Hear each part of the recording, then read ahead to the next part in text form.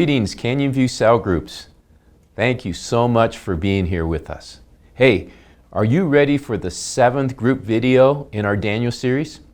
Now here's a quick preview of what to expect in this video. We will talk for just a couple minutes on Daniel 7, and then we will have a few questions we want you guys to go over as a group. Our hope is that this will inspire great, focused conversations in all our groups, which will help us learn about Jesus and what it means to be a disciple. You got it? All right. Let's get into Daniel chapter 7.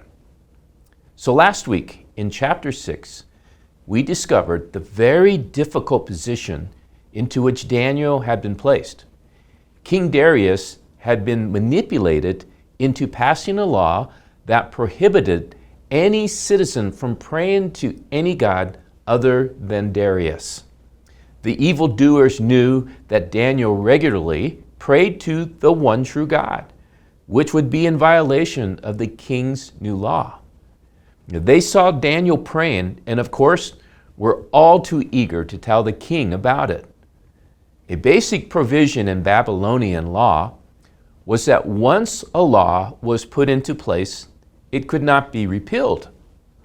So Darius was stuck in the position of having to have Daniel executed. Now, fortunately, God is not bound by the requirements of men and lovingly rescued Daniel from the jaws of lions. Chapter 7 begins with another vision and launches us into the prophetic section of the book of Daniel. You'll notice a shift in the writing starting in this chapter.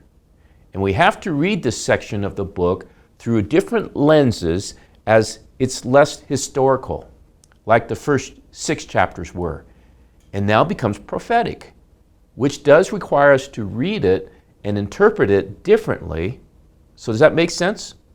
Okay, so 7 starts with a very similar vision to that which was given in Daniel chapter 2. But this time, it goes much deeper. This is a terrifying vision that deeply troubled our friend Daniel. In verse 2 of Daniel's vision, he sees the 4 winds of heaven churning up the great sea.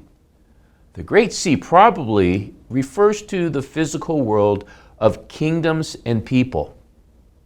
The fact that the 4 winds of heaven were causing the churning points to the fact that God is involved in the rising and falling of these kingdoms. The first kingdom, described in verse 4, was like that of a lion with wings of an eagle. Now, when the wings were torn off, the vision foreshadows the humbling of King Nebuchadnezzar when he spent 7 years with the mind of an animal. You remember that from chapter 4? Now, the second beast was like a bear on its side and refers to the superior status of the Persians in the Mede-Persian alliance. Now, the next beast was like that of a leopard with 4 wings. Now, that symbolizes the rapid conquests of Alexander the Great and the 4 lieutenants who subsequently divided his kingdom into 4 parts after his death. The fourth beast, with its large iron teeth, can be interpreted several ways. In chapter 2, it referred to the great power of Rome. Now here in chapter 7, it can refer to the whole world system, modeled after Rome, which opposes the righteous reign of God. Now the 10 horns correspond to the 10 toes of the golden statue of chapter 2. And they can also be symbolic of great national authority and power. The little horn, with the eyes of a man and a big mouth, eliminated 3 of the powers and began to speak boastfully. The little horn represents the Antichrist, or another worldly power opposing God. Now the scene changes abruptly in verse 9 as Daniel sees heaven invading earth and God seating himself on the throne of heaven, acting as a judge. The images are similar to those found in Revelation and Ezekiel. The books being open refers to the great white throne judgment of Revelation 20. Now, isn't it crazy how these visions line up even though they were hundreds of years apart? So the underlying idea here is that while the little horn with the big mouth may be spouting off, God is setting up a final ruling. Now, verse 11 shows the result of God's judgment, with the beast being killed and thrown into the lake of fire. And verse 13 is the first reference to Jesus as the Son of Man. His kingdom is everlasting and will never pass away or be destroyed. The interpretation of the vision begins with verse 15 as Daniel approached an angel and asked for an understanding of the dream. The fourth beast is a worldly kingdom modeled after that of the Roman Empire at the time of Christ. From this worldly kingdom will come a very powerful leader who will destroy three opposing kingdoms, speak out against God, and oppress God's people. The application of this chapter to our current time is found in verse 21. It says, "As I watched, this horn," or the Antichrist, "was waging war against the saints and defeating them until the Ancient of Days came and pronounced judgment in favor of the saints." Now, the length of time the Antichrist will oppose the saints is revealed in verse 23. Time, and half a time refers to a 3.5-year period mentioned in Daniel 12 and is generally thought of as the tribulation. Now, verse 26 has God's court rendering a guilty verdict for the Antichrist and his kingdom, which will be thrown into the lake of fire.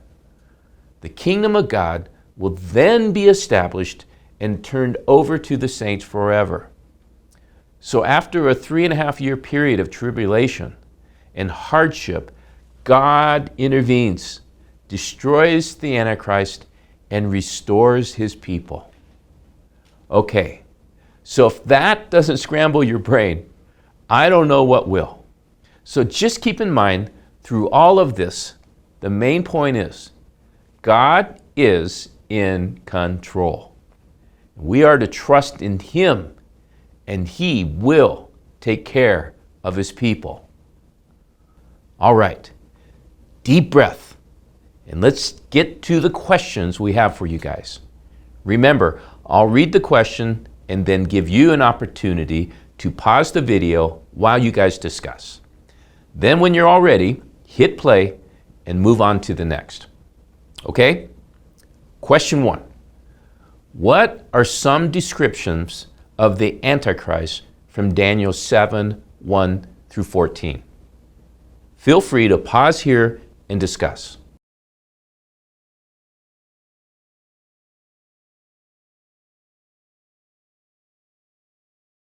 Okay, moving on to question 2. How does the description of the Ancient of Days differ in Daniel 7, 9 through 10, and Revelation 13, 4 through 9? Feel free to push pause.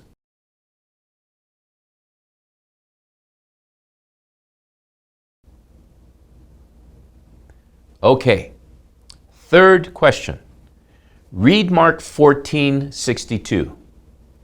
What is your reaction to what Daniel saw compared to what Jesus said?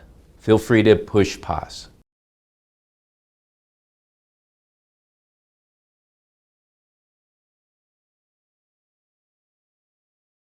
All right. Bonus fourth question, if you have time. Read Daniel 4:18.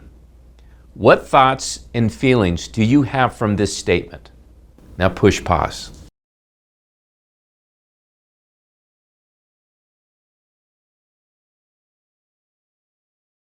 Hey, great job, gang.